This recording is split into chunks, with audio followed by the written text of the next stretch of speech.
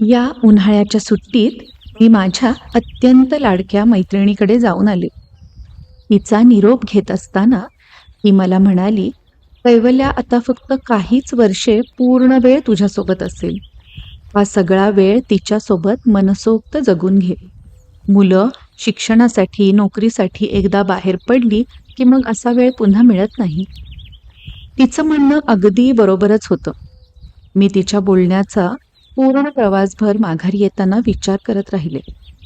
आम्ही नाही का आमच्या करिअरच्या वाटेवर घरच्यांपासून इतके दूर आलो.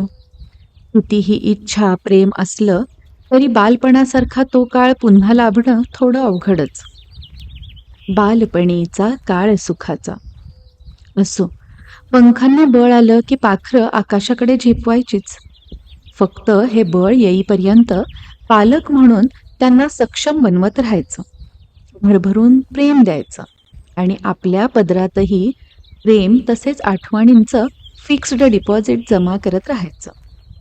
आमच्या मुलींसोबतचे हेच क्षण अधिकाधिक सुंदर बनवण्यासाठी आम्ही दोघे दरवर्षी ठराविक काही गोष्टी फक्त त्यांच्यासाठीच प्लॅन करत असतो.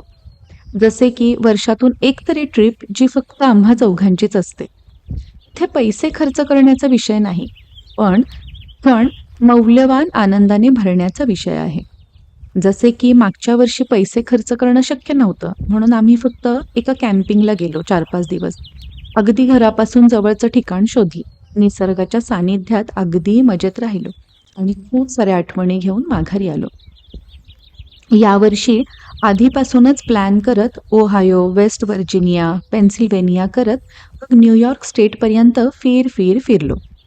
नियाग्रा धबधबा असलेल्या नियाग्रा नॅशनल पार्कमध्ये आम्ही बसलो असताना कैवल्याला अचानक आठवण झाली. 13 वर्षांपूर्वी याच ठिकाणी तिने एक रेनबो आईस्क्रीम खाल्लेलं होतं. त्याची तिला अचानक आठवण आली.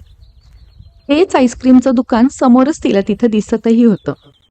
ती मला म्हणाली, "आई, मी बघून येऊ का ते आईस्क्रीम अजूनही मिळतं का तिथे?" असं विचारून ती त्या दुकानात गेली आणि अगदी तसंच एक आईस्क्रीम घेऊनही आली. घरी आल्यावर मी हार्ड ड्राईव्हवर 2 तास शोधाशोध करून तिचा 13 वर्षापूर्वीचा तसाच फोटो शोधून काढला. सुट्टी संपवून घरी येताना मी माझ्या मुलींना म्हणाले, "आता घरी जाऊन सगळं रुटीन, व्यायाम, आहार छान सांभाळायचं बरं का. आई वडिलांचं सगळं ऐकायचं. आपल्या चौघांच्याही तब्येती सुधारल्या पाहिजेत छान, असा संकल्प करूनच घरी माघारी जाऊयात."